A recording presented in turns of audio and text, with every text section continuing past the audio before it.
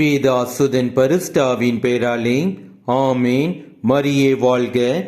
இன்றைய வார்த்தை, ஆண்டவரின் வழி நல்லார்க்கு அரணாகும், தீமை செய்வோர்க்கோ அது அழிவைத் தரும். The Lord protects honest people but destroys those who do wrong. நீதிமொழிகள் அதிகாரம் 10 வசனம் 29. நம் கடவுள் இயேசு கிறிஸ்து நமக்கு வழங்கிய இறை வார்த்தை, நமக்கு கற்பித்த நீதி நெறிகள் நம்முடைய எண்ணங்களுக்கு ஏற்றவாறு பயனளிக்கும்.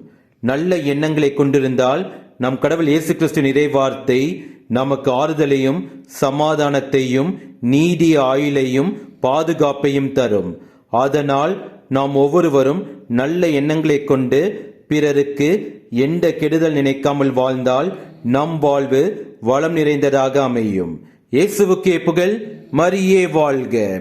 ஆமேன்.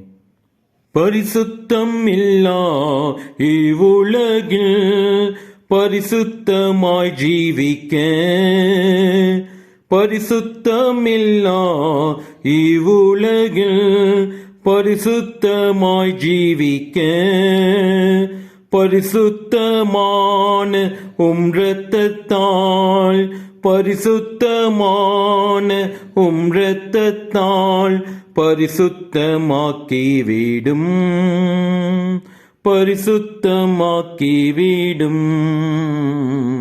பலிபீடத்தில் வைத்தேன் என்னை, பாவி என்னை ஏற்றுக்கொள்ளும். பலிபீடத்தில் வைத்தேன் என்னை, பாவி என்னை ஏற்றுக்கொள்ளும்.